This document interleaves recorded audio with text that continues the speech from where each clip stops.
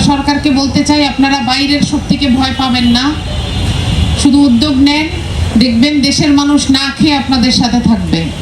আপনারা যদি বলেন যে রেশন করে ইলেকট্রিসিটি দিব, রেশন করে গ্যাস দিব, তাও হবে, কিন্তু আমরা সরকারের এই উদ্যোগের সাথে থাকতে চাই যে যারা জুলাই সনদকে অক্ষরে অক্ষরে বাস্তবায়ন করবে।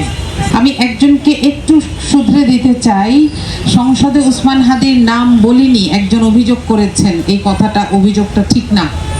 আমি নিজে বলেছি আমার দলের অন্তত 5 জন এমপি সংসদে এত কম সময় পাওয়া যায় তার মধ্যেও সময় বের করে ওসমান হাদির কথা বলেছেন।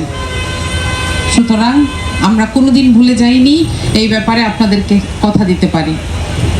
আমাদের আগামী দিনের কাজগুলো হচ্ছে এই স্টেজেরই 2 পাশে লেখা আছে, তাই না?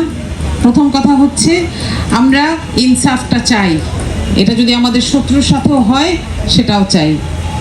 আপনারা হয়তো জানেন হাসিনা দেশে ফিরে আসার জন্য অনেকগুলো শর্ত দেওয়ার চেষ্টা করছে, তার মধ্যে একটা হচ্ছে তার নামে সকল মামলা তুলে নিতে হবে এবং নতুন করে মামলা দিতে হবে, আগের মামলাগুলো থাকা যাবে না।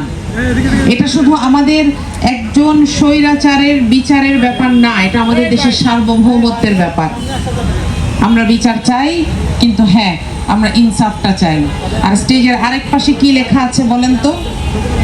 জান দেব, জুলাই দিব না। জুলাই সনদকে বাস্তবায়নের জন্য আমাদেরকে যদি শেষ দিন পর্যন্ত শুনতে হয় যে এই যে দেশের এত সমস্যা, তাও আপনারা খালি জুলাই সনদ বলেন, আমাদেরকে বলছে তো মানুষ, তাই না? কিন্তু আমাদেরকে এটা বলতে হবে।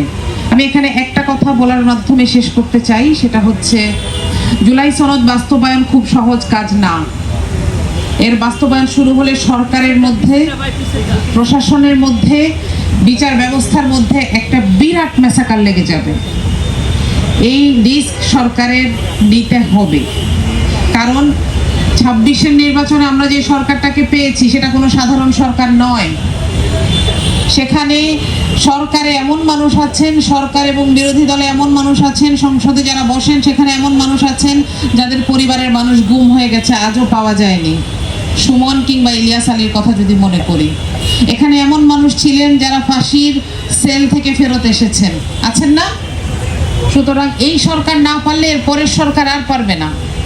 এদেশের মানুষ যে শক্তি দিয়ে, সাহস দিয়ে জুলাইকে নিয়ে আসছিল, এদেশের বুকে জুলাইকে নামিয়ে নিয়ে আসছিল, সেই সাহসকে এবং শক্তিকে ব্যবহার করার সময় এটাই। সুতরাং আমরা বলবো কাজটা কঠিন, আপনারা শুধু উদ্যোগ নেন, দেখবেন মানুষ কিভাবে আপনাদেরকে সহযোগিতা করছে। আমাদের দেশের এই ছেলেমেয়েগুলো সহযোগিতা করেছে। 5 অগাস্টের পরে কতদিন পুলিশ ছিল না কেউ বলতে পারেন? 3 দিন দেশে কোনো প্রশাসন ছিল না, আমাদের ছেলেরা সামলায় নাই। তাহলে আমরা পারবো না? আমরা সরকারকে বলতে চাই, আপনারা বাইরের শক্তিকে ভয় পাবেন না, শুধু উদ্যোগ নেন, দেখবেন দেশের মানুষ না খেয়ে আপনাদের সাথে থাকবে। আপনারা যদি বলেন যে রেশন করে ইলেকট্রিসিটি দিব, রেশন করে গ্যাস দিব, তাও হবে, কিন্তু আমরা সরকারের এই উদ্যোগের সাথে থাকতে চাই যে যারা জুলাই সনদকে অক্ষরে অক্ষরে বাস্তবায়ন করবে। ইনকিলাব মঞ্চের সবার জন্য অন্তর থেকে দোয়া করি, এবং আমি প্রতিবার ওদের যে ফ্লায়ারগুলো পাই, কর্মসূচিগুলো পাই, আমি অবাক হয়ে যাই যে ওরা মনে হয় রাত্রেবেলা ঘুমায় না। আপনারা প্রকাশনাটা হাতে নেবেন, ইনকিলাব স্কুল, সত্যি সত্যি মনে হয় ওরা রাতে ঘুমায় না। এই অল্প কয়েকটা ছেলে মেয়ে কীভাবে এত কাজ করে আমি জানি না।